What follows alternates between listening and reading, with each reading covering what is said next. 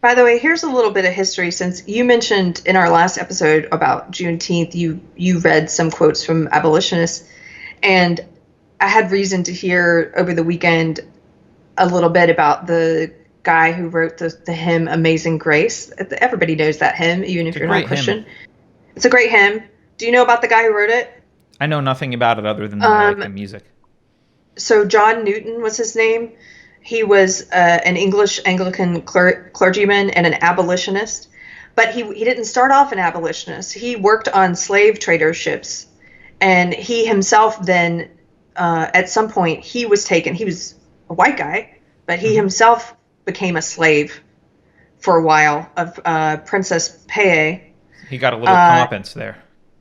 yeah, he himself was a slave, and then he also owned. I think he owned his own slave ships for a while.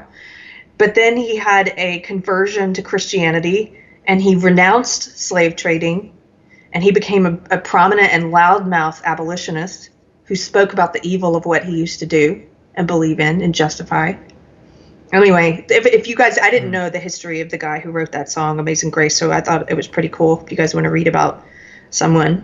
Um, but, they're not going to teach you about people like that.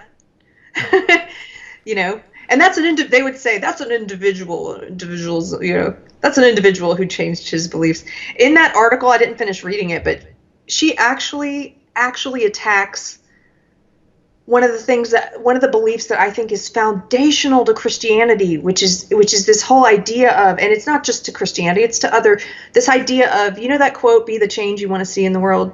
Mm. And this was revolutionary for me when I started leaving the cult, was realizing that if you, it's sort of like what Jordan Peterson talks about. If you want to change the world, quit focusing on all this external stuff. Like, change yourself. Right. Make Change your the way bed. you relate to the world. Make your bed. Change yourself. This is where change happens, is internal. The biggest changes happen here. And then because you're behaving differently, like if you go out into the world and you try and make sure that your beliefs that are reflected in your behavior, you're going to change people just because of the way you're treating them is different. Like, something's different about you. You are making sure that your behavior reflects your beliefs, which a lot of people don't do anymore.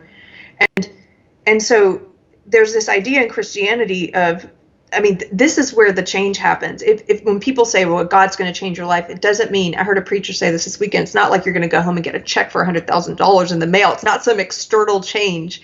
It's a change that happens in you. And, and, and that change then creates external changes as well. But this is an internal thing, right? You're changing internally.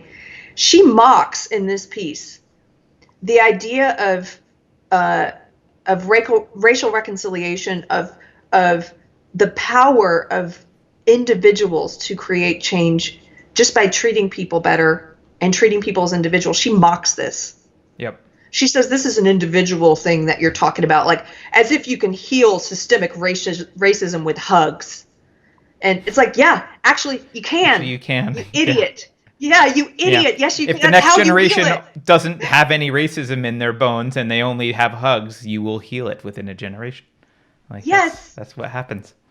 I That's can't the only way you can heal it, actually. stand it. Uh, Yeah, she's arguing on behalf of some kind of totalitarian force, yep. forcing systemic change at the butt of a gun. Inevitably, that's what that means, at the butt of a gun with force. And that's how you change the world. No, it's not. You callous, hypocritical toad. You change yourself first. And I'm Just called her sorry a you've toad. lost sight of that. She is a toad. Sorry, that was a good one. Heard Okay. anyone call anyone a toad before? That was good.